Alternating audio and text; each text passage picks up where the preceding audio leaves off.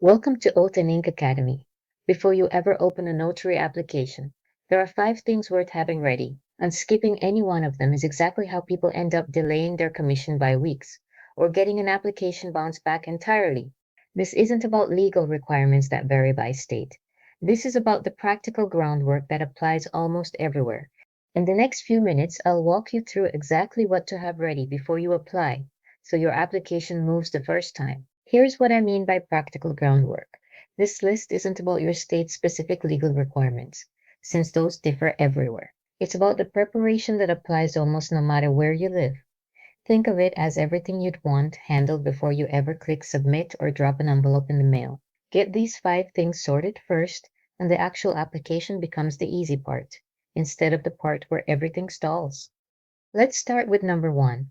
Confirm your actual eligibility before you do anything else. Every state sets its own baseline, but most focus on your age, your residency, your ability to read and write English, and whether you have any disqualifying background like certain felony convictions.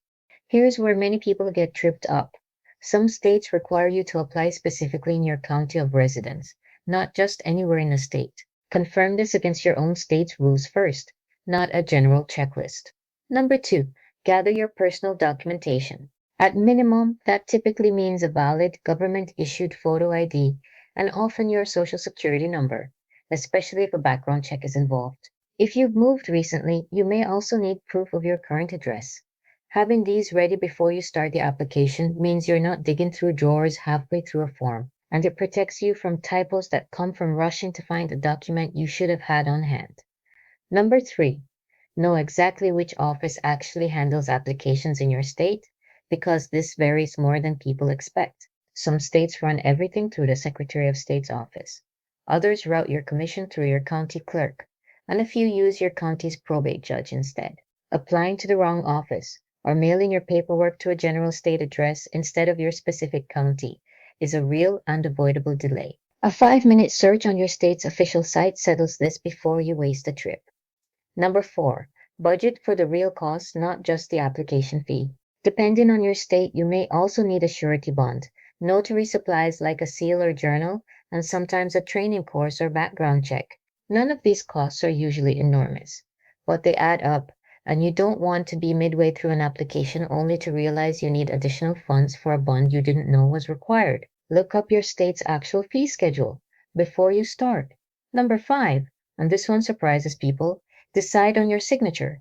Whatever you sign on your application becomes the exact signature you're expected to use on every notarization for the length of your commission, which can be several years. If you go by a middle name, use initials sometimes, or you're not sure how you'll sign professionally, decide that now before it's written into your official paperwork. Changing it later usually means an entirely new application process. The most common mistake I see combines a few of these. Someone applies with a signature that doesn't match their ID, or before confirming they actually live in the right county, and their application gets sent back or delayed. It's a frustrating, entirely avoidable setback, especially when you are excited to get started. Slowing down for even 15 minutes to confirm these 5 things first saves you weeks of back and forth with your commissioning office later. So here's your practical takeaway.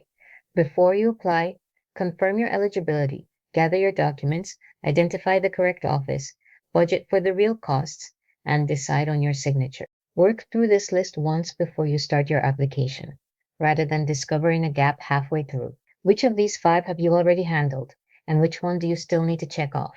Knowing that answer now saves you a returned application later. Here's your takeaway: 5 simple things confirmed carefully before you apply, or what stand between a smooth application and a frustrating delay. Subscribe to Oath&Ink Academy for more practical notary education, and leave a comment with your state or a topic you'd like to see covered in a future video.